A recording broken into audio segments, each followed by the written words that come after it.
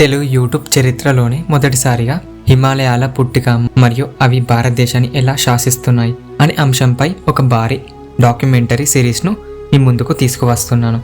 ఇది 2 భాగాల ప్రయాణం. ఈరోజు మొదటి ఎపిసోడ్లో మనం హిమాలయాల జననం గురించి తెలుసుకోబోతున్నాం.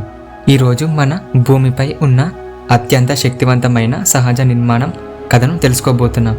ఇవి కేవలం మంచు కొండలు కావు. ఇవి భారతదేశ భవిష్యత్తును కోట్ల సంవత్సరాలుగా ప్రభావితం చేస్తున్న ఒక సహజ శక్తి. అవే హిమాలయాలు. అసలు ఈ పర్వతాలు ఎలా పుట్టాయి? Hello everyone, welcome to Imagine వాస్ ఛానల్. హిమాలయాల గురించి తెలుసుకోవాలంటే మన సమయాన్ని కోట్ల సంవత్సరాల వెనక్కి తిప్పాలి. మనిషి అనే జీవి భూమిపై పుట్టడానికి ఇంకా కోట్ల సంవత్సరాలు మిగిలి ఉన్న కాలానికి, అసలు శబ్దమే లేని నిశ్శబ్ద ప్రపంచానికి వెళ్ళాలి. సుమారు 25 కోట్ల సంవత్సరాల క్రితం భూమిపై మనకు తెలిసిన దేశాలు ఆఫ్రికా, అమెరికా, భారతదేశం ఇలాంటివి ఏమీ లేవు. ఖండాలు కూడా లేవు. ఈరోజు మనం చూస్తున్న ఖండాలన్నీ కలిసి ఒకే ఒక భారీ నేలగా ఉండేది. దాన్ని శాస్త్రవేత్తలు పాంజియా అని పిలిచేవారు. ఒక మనిషి అప్పట్లో ఉంటే ఒకే నేల మీద ప్రపంచం మొత్తం నడిచి వెళ్ళగలిగేవాడు. కానీ భూమి లోపల ఒక మహా విప్లవం మెల్లగా మొదలవుతుంది. ఈ నేల కింద 1000 డిగ్రీల వేడితో లావా ప్రవహిస్తుంది.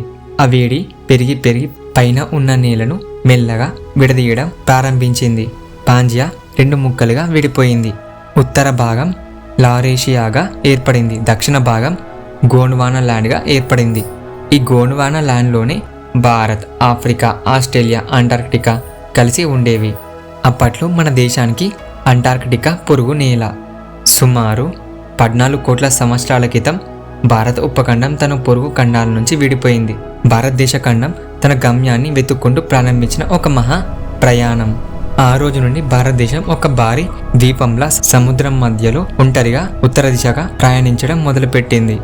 ఈ ప్రయాణంలో భారత్ కేవలం ఒక రాతి ముక్క కాదు, అది ఒక కదిలే జీవ ప్రపంచం.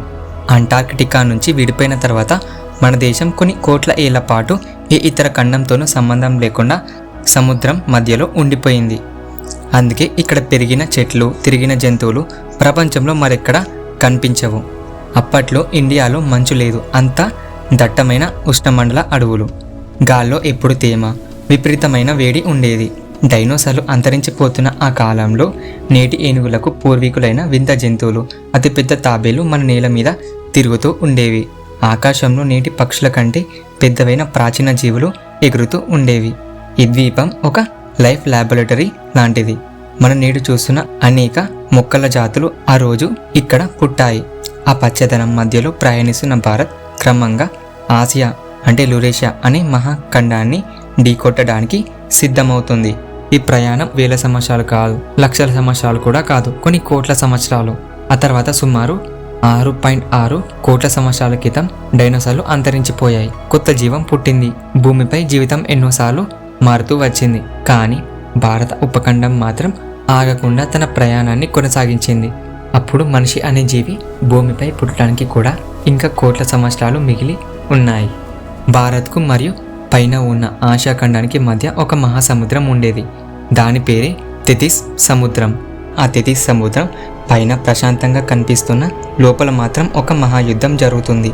అది కేవలం గవ్వల ప్రపంచం కాదు. అక్కడ భయంకరమైన సముద్రపు మొసళ్ళు, కొన్ని మీటర్ల పొడవైన చేపలు రాజ్యమేలేవి. నేడు మనం ఎవరెస్ట్ శిఖరం పైన చూస్తున్న ఆ శాలి గ్రామాలు ఒకప్పుడు ఆ వెచ్చని సముద్రంలో స్వేచ్ఛగా ఈదులాడిన జీవులే. కానీ భూమి పొరల కదలిక వల్ల ఈ సముద్రం అడుగున ఉన్న నేల మెల్లగా ఆసియా ఖండం కిందకు వెళ్ళిపోవడం మొదలైంది. ఆ రాపిడికి సముద్రపు నీరు ఆవిరైపోయి మేఘాలుగా మారి పైన కమ్ముకున్నాయి. కొన్ని లక్షల ఏళ్ల పాటు ఆ సముద్ర గర్భం 2 ఖండాల మధ్య నలిగిపోయింది. ఆ రాళ్ళ రాపిడికి పుట్టిన వేడి, కింద ఉన్న లావా కలిసి ఒక అద్భుతాన్ని సృష్టించబోతున్నాయి. సముద్రం మాయమై అక్కడ ఆకాశాన్ని అంటే శిఖరాలు పుట్టే సమయం ఆసన్నమైంది. సాధారణంగా నేల చాలా నెమ్మదిగా కదులుతుంది. కానీ భారత ఉపఖండం మాత్రం ఏడాదికి 20 సెంటీమీటర్ల వేగంతో ఉత్తర దిశగా దూసుకుపోయింది. ఇది భూమి చరిత్రలోనే అత్యంత వేగంగా కదిలిన ఖండం. ఇప్పటికీ కూడా ఖండాలు సంవత్సరానికి కొన్ని సెంటీమీటర్లు కదులుతాయి. భారత్ ఆసియాను ఢీకొట్టడానికి సిద్ధమైంది. సుమారు 5 నుంచి 5.5 కోట్ల సంవత్సరాల క్రితం సముద్రం మధ్యలో కోట్ల సంవత్సరాలుగా ప్రయాణించిన భారత ఉపఖండం తన ముందున్న భారీ యురేషియన్ ఖండాన్ని మొదటిసారి ఢీకొట్టింది. ఆ ఢీకొనడం అనేది ఒక సెకండ్లో జరిగిన ప్రమాదం కాదు, అది కొన్ని లక్షల ఏళ్ల పాటు జరిగిన ఒక మహా విధ్వంసం. భారతీయ పలక ఆసియాను తాకినప్పుడు ఆ రాపిడికి పుట్టిన శబ్దం కొన్ని వందల మైళ్ళ వరకు ప్రతిధ్వనించి ఉంటుంది. భూమి ఒక్కసారిగా కంపించింది. నిరంతర భూకంపాలు, అగ్నిపర్వతాల విస్ఫోటనాలతో ఆ ప్రాంతం ఒక నరకంలా మారింది. ఒక కార్ యాక్సిడెంట్ జరిగినప్పుడు ముందు భాగం ఎలా ముడతలు పడుతుందో అలాగే సముద్రం అడుగున ఉన్న నేల, పైన ఉన్న ఆసియా నేల కలిసి ఒకదానిపై ఒకటి ఎగసాయి. ఆ ఒత్తిడికి నేల వంగిపోయి ఫోల్డ్ మౌంటైన్స్గా మారాయి. మొదట అవి రాయి కొండలే, కానీ కింద నుంచి భారత్ ఇంకా నెట్టుకుంటూ వస్తూనే ఉంది. ఈట 20 సెంటీమీటర్ల వేగం అంటే భూమి చరిత్రలోనే అది ఒక సూపర్ ఫాస్ట్ రైల్ లాంటిది. ఆ వేగమే హిమాలయాలను ఆకాశంలోకి నెట్టింది. ఉష్ణమండలాల అడవులు ఉన్న ఆ కొండలు క్రమంగా మేఘాలను దాటి పైకి వెళ్ళడం మొదలుపెట్టాయి. ఎప్పుడైతే ఆ కొండలు 5000 మీటర్లు ఎత్తును దాటాయో అక్కడ గాలి గడ్డకట్టడం ప్రారంభమైంది. హిమాలయాలు ఎత్తు పెరుగుతున్న కొద్దీ భూమిపై ఒక వింతైన మార్పు మొదలైంది. ఒకప్పుడు సముద్రం అడుగున ఉన్న నేల ఇప్పుడు మేఘాలను దాటి ఆకాశంలోకి ప్రవేశించింది. ఆ పర్వతాలు ఎప్పుడైతే 5000 మీటర్లు ఎత్తును దాటాయో అక్కడ వాతావరణం ప్రాణాంతకంగా మారింది. అప్పటి వరకు ఆ కొండలపైన దట్టమైన అడవులో నివసించిన జంతువులకు ఒక కొత్త అనుభవం ఎదురైంది. అదే మొదటి హిమపాతం. ఈ మారుతున్న వాతావరణానికి చాలా జీవులు అలవాటు పడలేక క్రమంగా అంతరించిపోయాయి. మరికొన్ని జీవులు చలిని తట్టుకునేలా తమ శరీర నిర్మాణాన్ని మార్చుకున్నాయి. ఇదొక గొప్ప జీవ పరిణామం. ఆకుపచ్చగా ఉన్న పర్వతాలు తెల్లటి మంచు సామ్రాజ్యాలుగా మారడానికి కొన్ని లక్షల నుంచి కోట్ల ఏళ్ళు పట్టింది. నేడు మనం చూస్తున్న ఆ తెల్లటి అందం వెనుక ఒకప్పుడు పచ్చగా ఉన్న అడవుల నిశ్శబ్ద ప్రయాణం దాగి ఉంది. అయితే ఇక్కడ మనం గుర్తుంచుకోవాల్సింది ఏంటంటే, మొదట పుట్టిన హిమాలయాలు ఈరోజు మనం చూస్తున్న మంచు పర్వతాలు కావు. అవి తక్కువ ఎత్తు ఉన్న బూడిద రంగు కొండలు మాత్రమే. అప్పుడు ఏర్పడిన కొండలపై మంచు, గ్లేజర్లు ఇలాంటివి ఏమీ లేవు. అక్కడ దట్టమైన అడవులు ఉండేవి. ఇది ఒక మంచు ప్రపంచం కాదు, ఇది అప్పటి ఒక పచ్చటి ప్రపంచం. కానీ పర్వతాల ఎత్తు పెరిగే కొద్దీ వాతావరణం మారిపోయింది.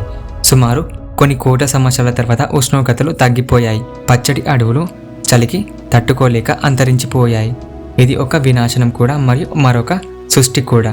తితిస్ మహాసముద్రం మెల్లగా కనుమరుగైపోయింది. హిమాలయాలు పెరుగుతున్న కొద్దీ పైన కురిసిన మంచు కరిగి నీటిగా ప్రవహించడం మొదలుపెట్టింది. కానీ ఆ నీటికి దారి సులభంగా దొరకలేదు. పర్వతాలు పైకి లేస్తుంటే నదులు వాటిని చీల్చుకుంటూ కిందకు ప్రవహించడానికి ఒక మహాయుద్ధమే చేశాయి. రాతికి నీటికి మధ్య జరిగిన ఆ పోరాటమే నేడు మనం చూస్తున్న లోతైన లోయలను సృష్టించింది. శాస్త్రవేత్తలు వీటిని వి షేప్డ్ వ్యాలీస్ అని పిలుస్తారు. పర్వతం ఎంత వేగంగా పైకి లేస్తుందో నది కూడా అంతే వేగంగా ఆ రాతిని కోసు లోపలికి వెళ్తుంది. ఈ మంచు లక్షల సంవత్సరాల పాటు పేరుకుపోయి గ్లేజియర్లుగా మారింది.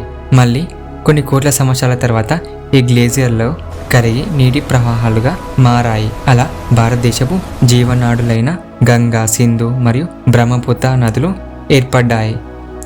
గంగా, సింధు, బ్రహ్మపుత్ర నదులు కేవలం ప్రవహించడం లేదు, అవి హిమాలయాల గుండెల్లో రంధ్రాలు చేస్తూ తమ మార్గాన్ని సృష్టించుకున్నాయి. కొన్ని చోట్ల ఈ లోయలు కిలోమీటర్ల లోతుల్లో ఉంటాయి. మనం గంగమ్మను తల్లిలా పూజిస్తాం, కానీ ఆ తల్లి ఈ దేశాన్ని సుభిక్షం చేయడానికి ఆ రాతి పర్వతాలతో కొన్ని లక్షల ఏళ్ళు పోరాడింది. ఈ నదులు మోసుకొచ్చిన సారవంతమైన మట్టి వల్లే నేడు మనం తింటున్న ప్రతి గింజ పండుతుంది.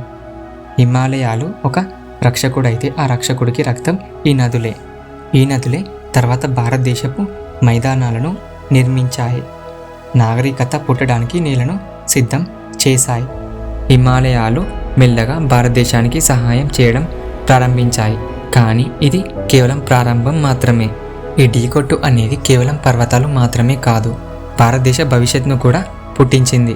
ఒకప్పుడు సముద్రం అడుగున ఉన్న ఈ నేల ఇప్పుడు భారతదేశాన్ని శాసించే ఒక సహజ శక్తిగా మారింది.